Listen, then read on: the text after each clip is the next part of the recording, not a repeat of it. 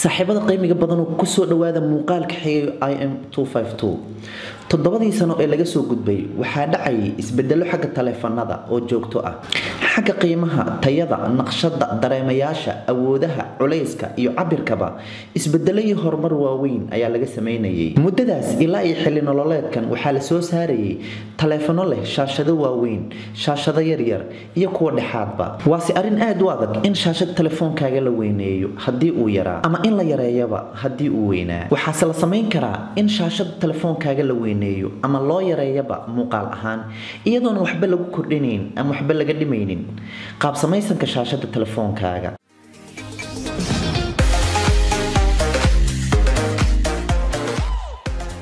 kuma hadsan shirkadaha soo saaray qalabkan kuu suura gelinaya in aad 3 jibaar weyneyn karto shaashada telefoonkaaga muuqaal ahaan haddii tusaale ahaan uu ahaa 4 inch ku siin kara muuqaal la eg 12 inch haddii aad ka mid tahay dadka wax ka akhrista taleefanada ama muuqaalo ka daawadaba waxaad qalabkan uga faa'iideysan kartaa inaad muuqaal ballaaran ka hesho misna uu ka ilaaliyo ilayska tooska ah ee indhahaaga ku dhici lahaa qalabkan oo 3 qayb leh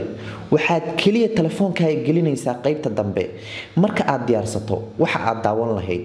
waxaan si aad uga xumahay in uusan qalabkan kuu suura gelinayn in aad adeegsato telefoonkaaga inta uu ku jiro qalabkan gudihiisa kaliyase aad wax ka daawan karto qalabkan oo qiimo ahaan aanu ka badnayn 5 ilaa 8 dollar waxaan soo arkay si kadisa anoo dukaamaysanaya waxaana jeclaystay inaan idin la wadaago waxaad markana soo gaartay gabgabadii muuqaalka waxaana rabaa inaan kaaga mahadceliyo in badan waqtigaaga qiimiga badnaa aad ku bixisay daawashada muuqaalkan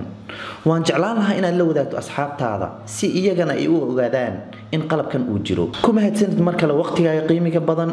guuleyso